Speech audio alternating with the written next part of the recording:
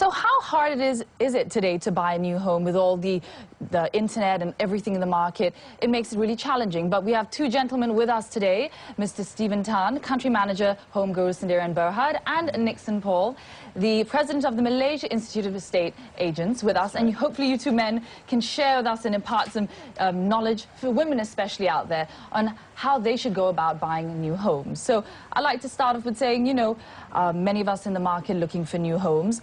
Should you even think of going to a property agent? Because many people in Malaysia perhaps don't do that.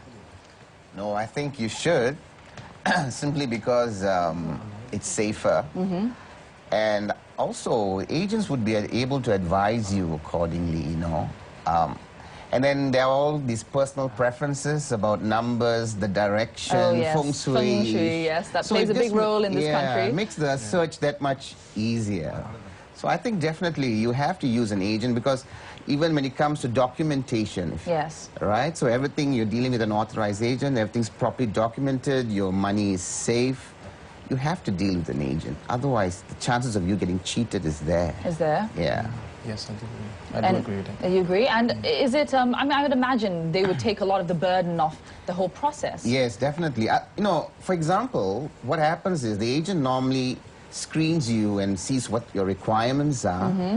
So when he makes all the respective proposals to you, he's already taken all that to consideration. So it saves you a lot of time and effort, actually. Okay. So it definitely will be a worthwhile, it would be practical to use an agent, definitely. Okay. Well, so I guess I should bring this up. We have in Malaysia a lot of independent agents. You drive in the street to see these little cardboard stickers and signs all over the place on lampposts, and they don't look very professional, let's be honest. And then you have sort of the very established companies and professional companies out there. Is there a difference? I mean, can you generalize? Okay, because what you're saying is, you know... I think that's what the Institute's all about. We are trying to raise the standards of the negotiators out there.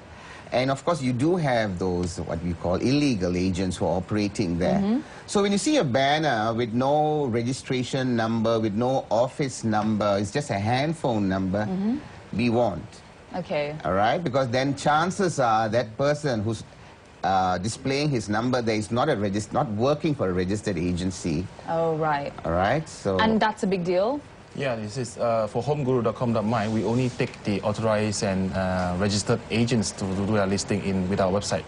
We do filtration and moderation, so we check one by one the legitimacy of the agents that before they can actually post up with us. Okay, just out of interest, is there a sort of an exam or a course that these people have to take to get certified? Do they have to go through anything to get a license? It's a two-tier thing.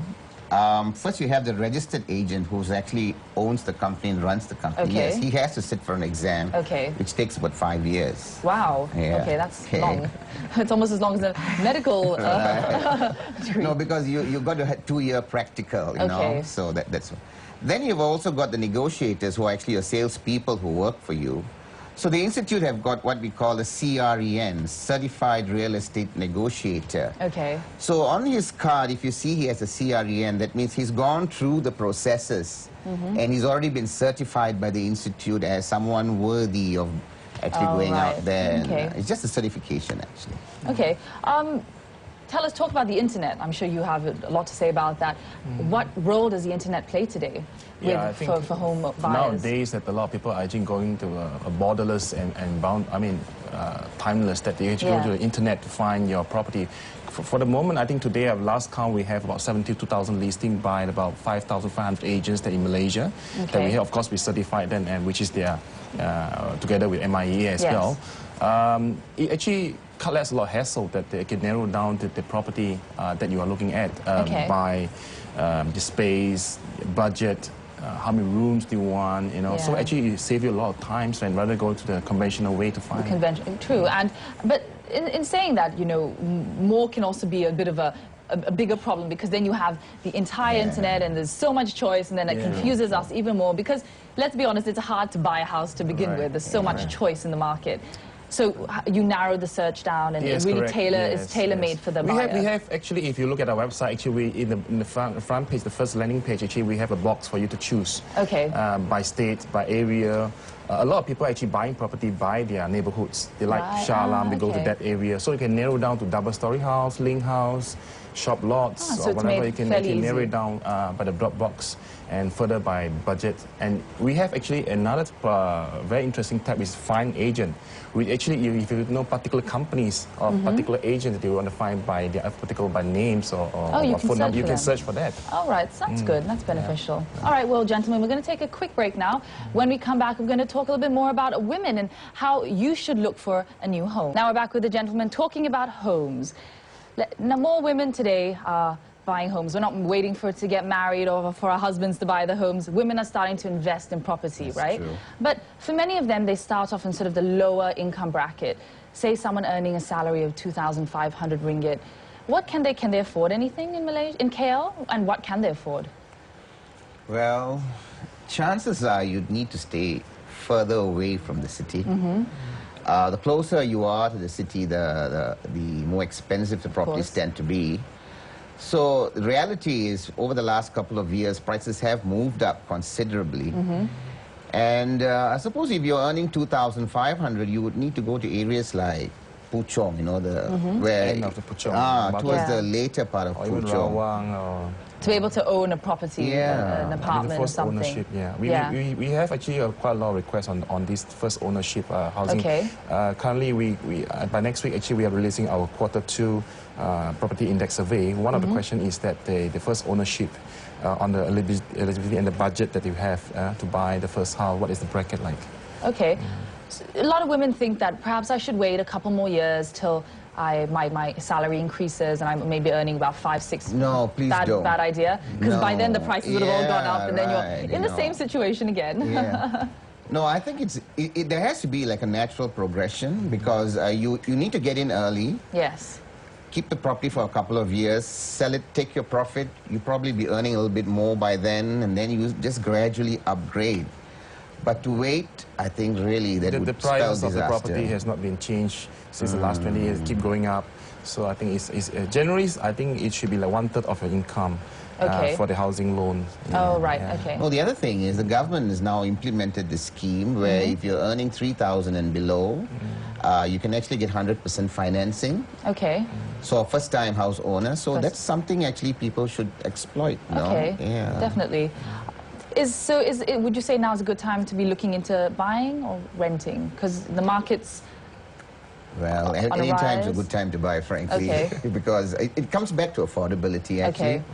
So the sooner you get in, the better. The better. Yeah. All right, so let's talk about what women need to know. We're going in, you're wanting to buy a new home. What are the things you need from safety to knowing finances? Because a lot of us out there are pretty clueless when it comes to this.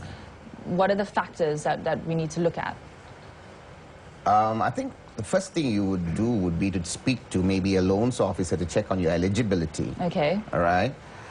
Because the banks have got specific criteria about that. Then once you're conscious of that, then I think the next thing would be to see where your deposits are going to come from. You know, you got your EPF account too and stuff like that.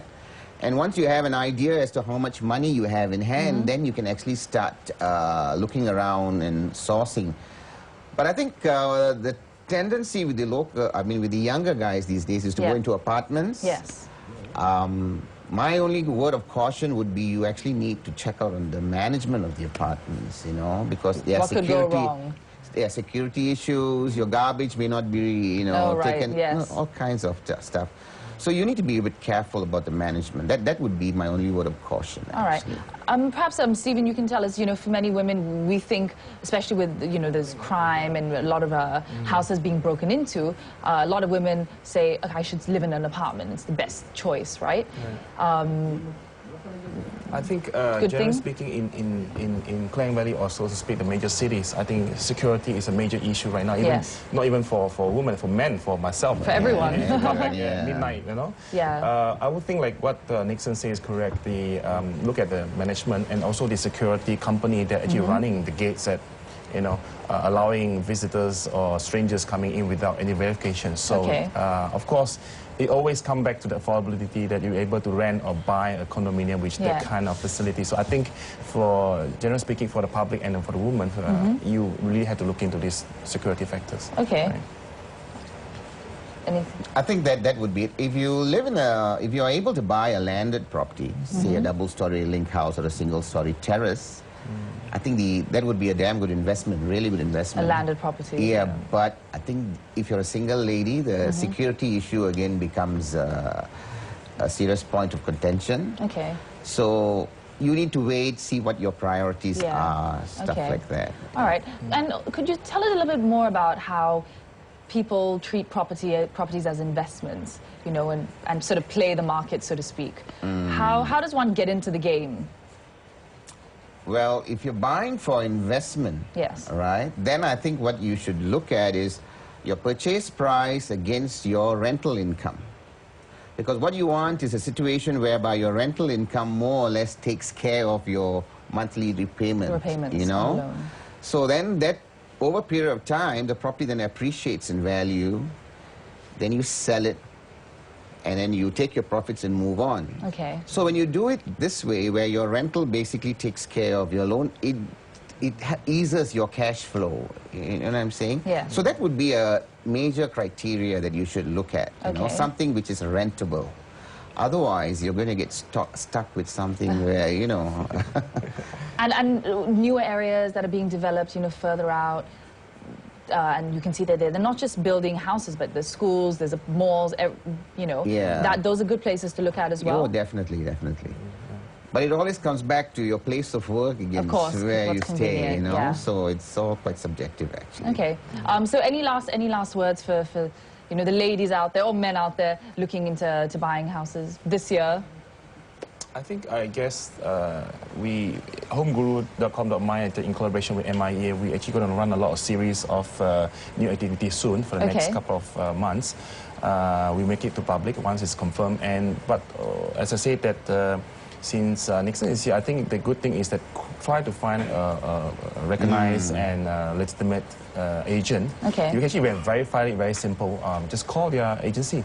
If you come from this company, property agency, just make a phone call away and verify this is the right person before you taking a 10% deposit or bringing it to a wrong place. Of course. Kind of thing. So I think this is very fundamental before you start looking for properties. All right. But I would just like to cap it by saying that we are going to have a series of programs about property investment.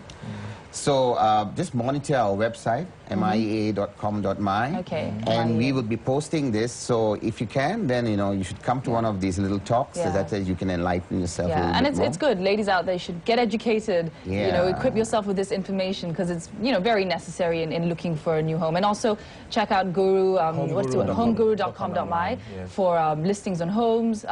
Locally as well as abroad, right? There is particularly a section called Ask Guru. Okay. So the woman or any potential buyer actually can post your questions. Oh, brilliant. So you can send in any question you have in Ask Guru. And Ask Guru. Very good. Thank you guys so much for being on the show today. Thank you.